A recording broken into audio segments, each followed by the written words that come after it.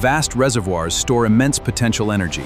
Released water converts it to kinetic energy. This force spins massive turbines, generating clean electricity for our world.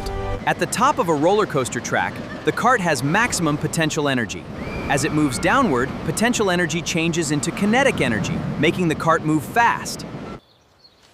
When the string of a bow is pulled back, it stores elastic potential energy.